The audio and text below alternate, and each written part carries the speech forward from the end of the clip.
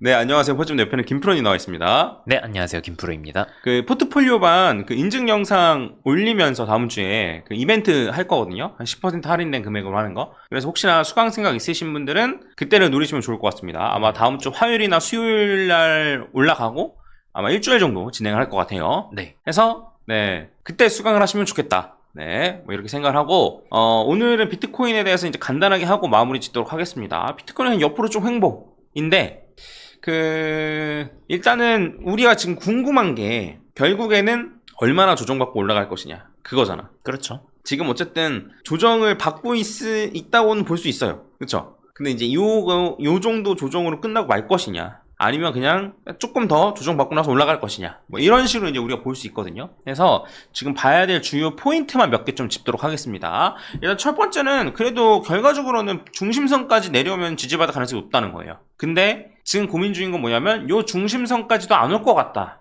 네. 라는 게 지금 저랑 김프로의 생각입니다. 물론 100%는 아니겠죠. 네, 그렇다고 해서 지금 무조건 올방에서 산다 이런 것도 아니겠죠. 네, 그래서 그거에 대한 근거를 좀 말씀드리면은, 만약에 이제 기존에 말씀드렸듯이 1, 2 한 다음에 이제 3파 올라가는 걸 3파를 얘를 3파로 봐도 되고, 아니면은 얘를 3파로 봐도 되고, 안 그러면 3파에 3파를 얘로 봐도 되고, 네. 뭐 여러 가지가 있는데, 저는 지금 3파에 3파에 3파까지 보고 있는 겁니다. 아, 그래? 네. 아무튼 이게 지금 얘를 1, 2, 3, 4, 5 정도로 볼 수 있거든요. 그래서 이제 원화마켓에서는 거의 423.6%까지 올라갔고, 그 다음에 달러 마켓에서는 361.8까지는 안 올라갔단 말이에요. 그래서 그렇죠. 네. 한 번 더 확장이 일어날 가능성은 있어요. 네, 근데 일단은 여기서 저는 퍼즈 각도선을 그릴 수 있거든요. 이렇게. 네, 해서 만약에 이렇게 떨어지게 되면 퍼즈 각도선에서 지지받을 가능성이 있다 정도. 네. 네, 물론 떨어지고 나서 확장 이후에 큰 조정 이후에 올라가는 이런 움직임도 생각을 해볼 수 있습니다. 네, 근데 만약에 강력한 추세로 간다고 치면은 요 퍼즈 각도선에서 지지받고 올라갈 가능성이 높고, 만약에 퍼즈 각도선이 뚫린다면 중심선에서 지지받고 올라갈 가능성이 높은 약간 이런 느낌이라고 보시면 될 것 같습니다. 뭔 말인지 아시겠죠? 해서 중심선에서는 지지받을 가능성이 매우 높지만, 중심선까지 가기 전에 요 추세선에서 지지받는지 뚫리는지 한번 확인해 봐야 된다 정도로 보시면 되고, 얘는 정확하게 그리면 이렇게 그릴 수 있을 것 같습니다. 얘랑 이거 일봉이에요. 네, 있는 요 선에서 이게 뚫리느냐 안 뚫리느냐, 네, 요걸 확인하시면 될 것 같고, 그 다음에 이거는 그냥 재미로 보세요. 재미로. 어쨌든 이게 올라왔잖아요. 올라왔으니까 지금 요 하락하고 있으니까 요 하락 파동 카운팅을 해보고 싶단 말이죠. 여기가 이제 여기까지 쭉 올라왔으니까 1분봉이에요. 네. 하락 파동 카운팅을 해보고 싶단 말이죠. 궁금하잖아요. 그래서 파동 카운팅을 해봤을 때 제 생각에는 이제 이런 식으로 A가 이런 식으로 1, 2, 3, 4, 5 근데 확장해서 470.4%까지 A가 진행된 게 아닐까 이렇게. 네. 그런 다음에 1분봉이라는 거 감안하세요. 그런 다음에 누가 봐도 이쁘게 A, B, C가 됐죠. 그런 다음에 그러니까 A, B, C로 가는데 얘가 1, 2, 3, 4, 5 A, B, C 1, 2, 3, 4, 5거든요. 네, 그래서 얘가 이제 1, 2, 3, 4, 5인지를 확인하면 되는 거고, 얘를 1, 2, 3, 4, 5로 만약에 그린다라고 치면은, 네, 요렇게 봐서 제 생각에는 요렇게 그릴 수 있을 것 같거든요.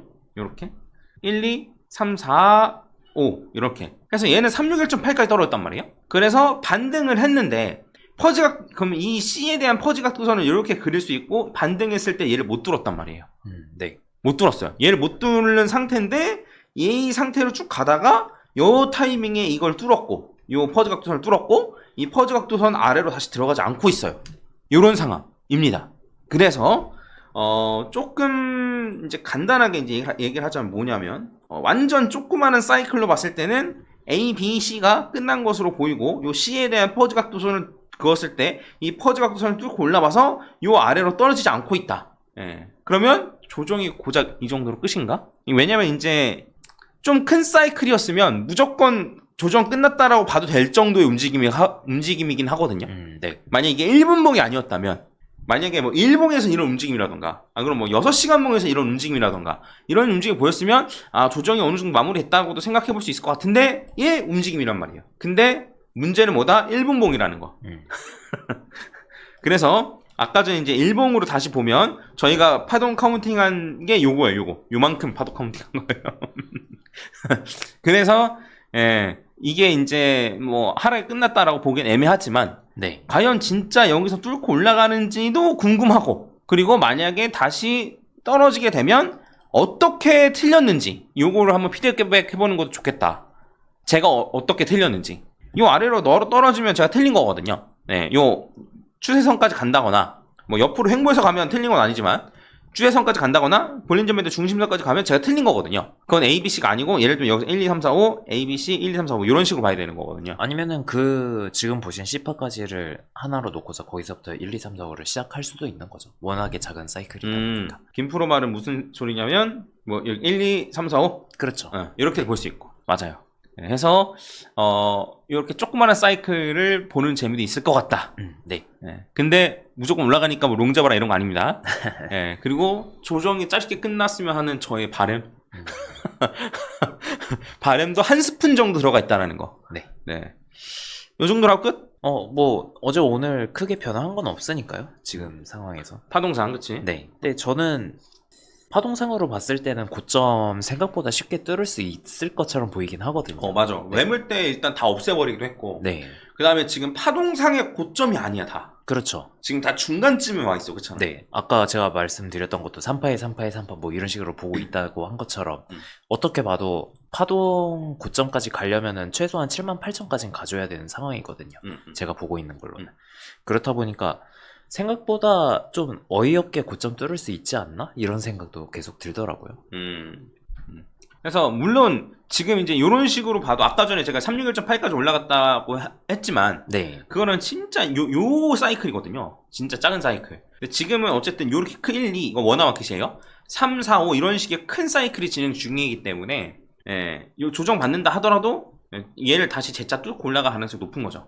그렇죠. 물론 조정을 뭐 크게 받고 깊게 받고 뭐 이럴 수도 있겠지만 그래서 이런 거 좀 참고하시면 좋을 것 같습니다. 그 추세로만 본다면 네. 좋아요, 사실. 그 볼린저 밴드 상단선을 타고 올라가는 아주 좋은 흐름이에요. 네, 상승 추세가 강력하고. 네. 이렇다고 보시면 되고, 그 다음에 이제 달러 인덱스를 한번 잠깐만 보면요. 그 위에가 비트코인이고 아래가 달러 인덱스인데, 그 달러 인덱스가 이렇게 떨어져도 비트코인이 많이 못 올랐어요.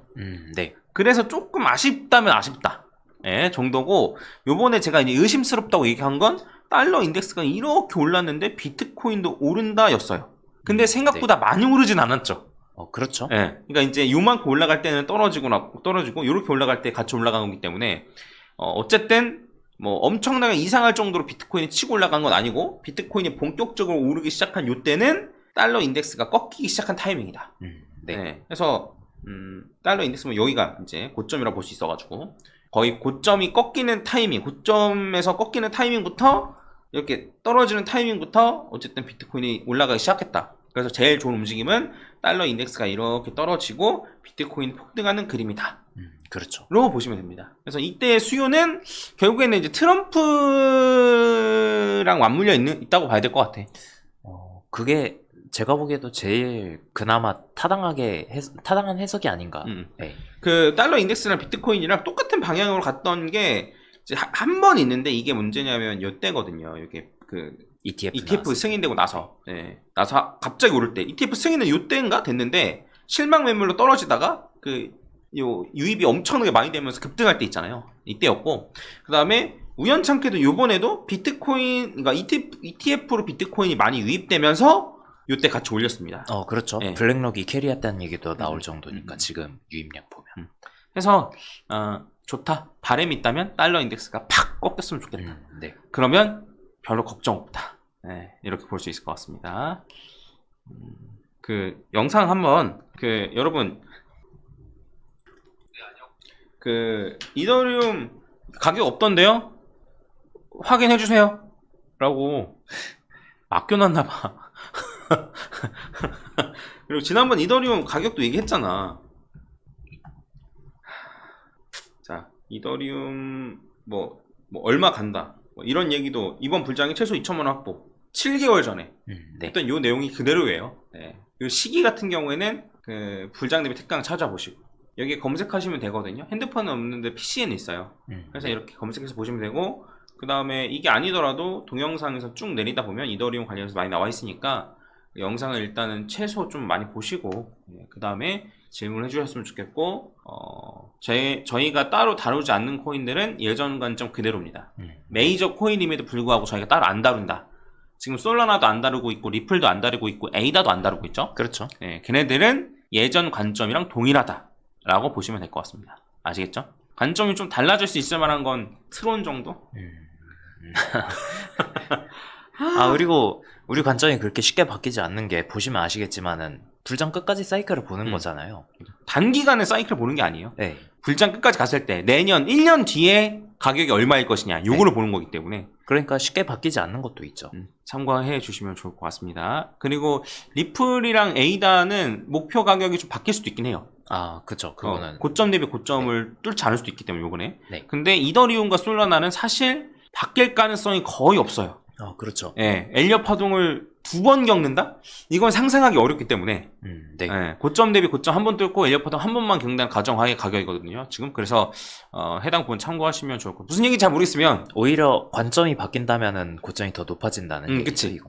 무슨 얘기인지 잘 모르겠으면 요거 그 엘리엇 파동이랑 퍼즈 각도 이름 모아놓은 요 강의와 그다음에 여기 불장 대비 특강 요 강의 이 두 개를 보시면 제가 무슨 말 하는지 아마 이해하실 겁니다. 제발 요 두 개 보시고 제발 그런 다음에 질문이나 댓글 남겨주시면 좋을 것 같아요. 네, 좋아요 부탁드리겠습니다, 여러분. 네, 이상 마치겠습니다. 그 선거 전에 과연 오를까? 그리고 선거 때 어떠한 움직임을 보여줄까? 네. 이런 게 좀 재밌을 것 같습니다. 다음 주는 재밌을 것 같네요. 그렇죠. 네, 이상 마치겠습니다. 감사합니다. 네, 감사합니다. 김프로였습니다.